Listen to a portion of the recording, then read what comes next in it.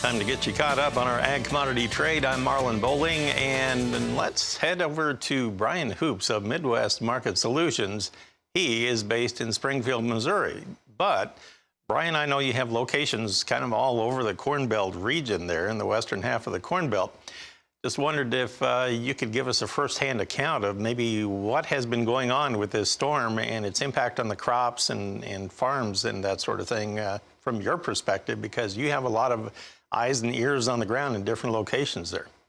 Right. Yeah, I was spending the week up in our office in Storm Lake, Iowa, and they had some winds come through here, but no real damage like we've seen in central Iowa. Out doing some branch office audits this week, and haven't really observed anything in northwest Iowa that would be considered a massive storm damage. It looks like a lot of this was in eastern Iowa, central Iowa, and boy, you see some pictures on Twitter, and different clients have sent me photos of their crops. You really feel bad that these crops are destroyed. Some dens have been destroyed, and it's really going to affect things as we go into the fall time frame for these producers in local areas. Well, of course, tomorrow we get USDA's crop production report, also the WASDE report. Now, these numbers would be effective as of the first of the month, so the storm wouldn't have any impact on these numbers. But is the trade maybe thinking of taking a little off the top, if you were, or if you will, when you're talking about the corn production this time around here? Yeah, you're right. The market's always looking ahead. These numbers that we'll have tomorrow will be as of the first of the month, and even the crop progress and condition numbers that came out yesterday were as of Sunday. And so the market's trying to look ahead to how those production numbers will come in next Monday.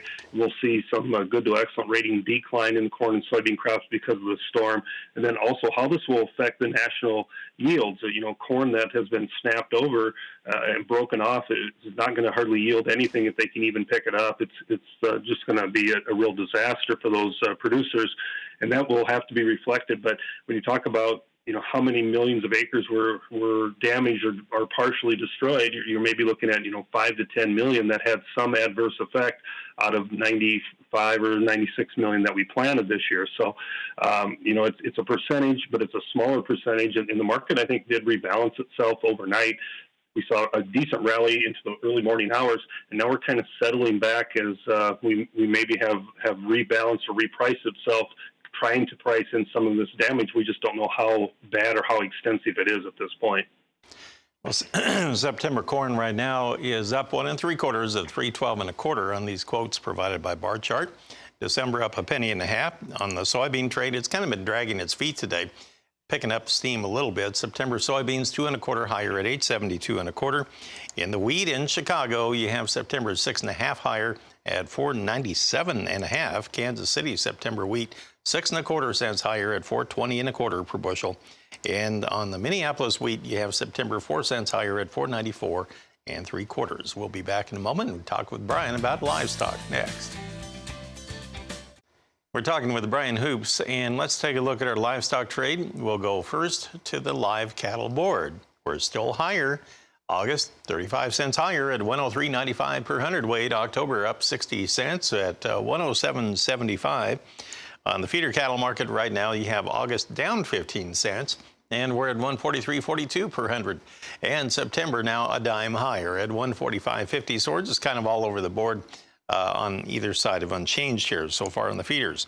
Now, when you look at the lean hog trade, the nearby August contract is higher by 32 cents at 53.45 per hundred, but you have everything else lower, led by October down 97 at 52.85 per hundredweight. So, Brian, I'm seeing on the cattle market some bids out there by the packers of 103 per hundredweight. That would be a little bit higher than what we've had before, but so far no takers.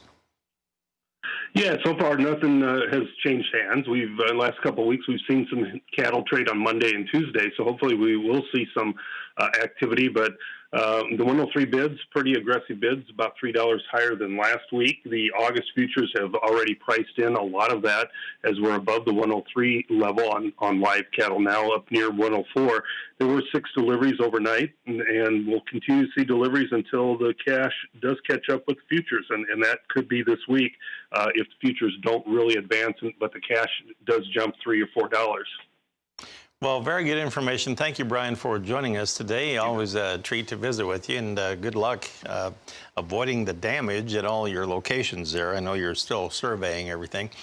Brian Hoops of Midwest Market Solutions in Springfield, Missouri. A quick look at our crude oil market for you. We'll get you updated. It started out higher. We're still higher with September futures at $42.33 per barrel. That is up 39 cents. That is on your West Texas Intermediate crude. John?